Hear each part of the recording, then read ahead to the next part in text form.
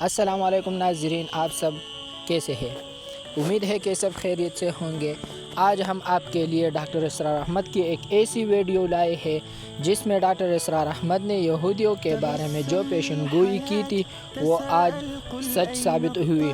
یہودیوں کا ایران پر حملہ، اس کے بعد ٹارگٹ کون ہے؟ آئیے اور ڈاکٹر اسرار احمد کی زبان سے سنتے ہیں۔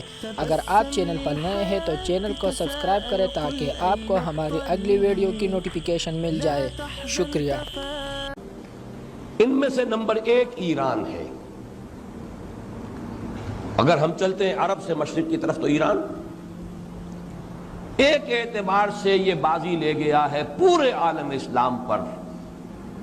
ان کے مذہبی عقائد، ان کی فقہ سے ہمیں جو اختلاف ہے وہ ہے اپنی جگہ پر ہے۔ آپ کو معلوم ہے میرے بارے میں کسی کو اشتباہ نہیں ہو سکتا اس اعتبار سے۔ میری جس درجے دشمنی رکھی گئی ہے، جس طرح میرے سر کا جو ہے مطالبہ ہوتا تھا، 2 ہی آدمی تھے پاکستان میں کہ جن کے سر مانگے گئے، ایک کراچی کے وہ شاہ بلیغ الدین صاحب اور ایک نے، تو اس حوالے سے وہ اپنی جگہ پر اختلاف ہے، لیکن اس حقیقت کا اعتراف کیے بغیر نہیں رہا جا سکتا پورے عالم اسلام میں یہ واحد مسلمان ملک ہے جس نے بہرحال اپنی شریعت، اپنے عقائد کے مطابق ایک مذہبی انقلاب برپا کیا ہے۔ اور پورے عالم اسلام میں مذہبی سطح پر حکومت کی سطح پر فنڈامنٹلسٹ صرف ایک ملک ہے، یا دوسرا جو ہے تھوڑا سا وہ ہے سوڈان، لیکن اس کی اہمیت اس لیے نہیں کہ وہ کسی عوامی انقلاب سے نہیں بنا، بلکہ وہ تو ایک فوجی انقلاب سے شکل بنی ہے جو بھی بنی ہے۔ اللہ کرے اس میں استقامت ہو، اس سے یقینی کوئی نتیجہ برآمد ہو جائے۔ خبریں بھی اچھی آ رہی ہیں، لیکن میں تو دنیا کا جو پرسپیکٹو ہے اس کے حوالے سے عرض کر رہا ہوں کہ اس پہلو سے ایران ان کا ٹارگٹ ہے، ٹارگٹ نمبر 1 ایک خاص اعتبار سے۔ ٹارگٹ نمبر 1 ایک دوسرے اعتبار سے ہم ہیں، وہ میں بعد میں عرض کروں گا۔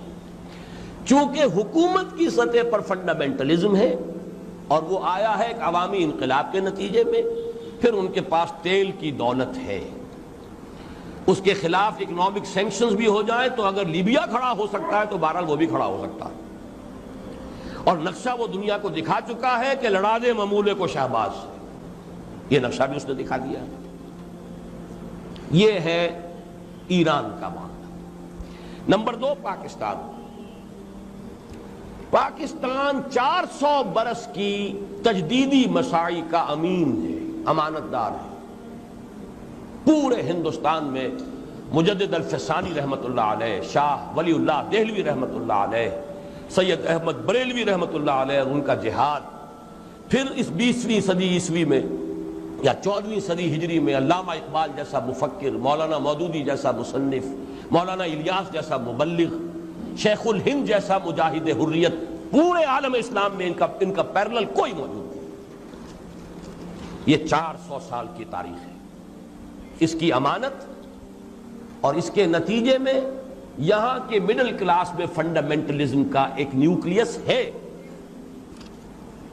اگرچہ حکومت کی سطح پر کوئی پیش رفت نہیں ہو سکی آج تک، بلکہ اب تو پسپائی ہو رہی ہے، اب پیچھے ہٹ رہے ہیں۔ وہ ہمارے ان سیاسی جو بھی زعماء ہیں، جو جماعتیں ہیں، ان کی غلطی اور الیکشن ہی کو واحد میدان بنا کر اس کے اندر اپنا سارا وقت و توانائیاں اور قوتیں ضائع کر دینا، یہ ہے در حقیقت جس کا کہ یہ صدا مل رہی ہے کہ اس اعتبار سے تو پسپائی کی طرف ہے معاملہ، کسی پیش رفت کی طرف نہیں ہے۔ لیکن باہر والے تو دیکھتے ہیں نا کہ اندر کیا کچھ مواد موجود ہے۔ اگر مڈل کلاس میں وہ فنڈامنٹلزم کا بارود موجود ہے تو کسی بھی وقت اس کے اندر جو ہے وہ کوئی دھماکہ ہو سکتا ہے۔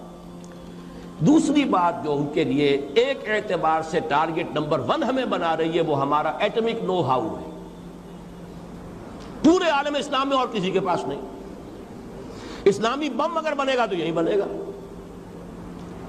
یہ ہے مختلف اسباب جس کے بنا پر ایران اور پاکستان کو آپ بریکٹ کر لیجئے، یہ اس نیو ورلڈ آرڈر یا آج کی میری گفتگو کے حوالے سے یہودی اور عیسائی گٹھ جوڑ کا جو ٹارگٹ نمبر 1 ہے، ایک اعتبار سے ایران ہے، ایک اعتبار سے پاکستان۔ اگر آپ کو یہ ویڈیو اچھی لگے تو اس طرح کے انفارمیٹیو ویڈیو کے لیے ہمارے چینل کو سبسکرائب کریں اور بیل آئیکن کے بٹن کو دبائیں تاکہ آپ کو ہماری اگلی ویڈیو کی خوبصورت سا نوٹیفیکیشن مل جائے۔ شکریہ۔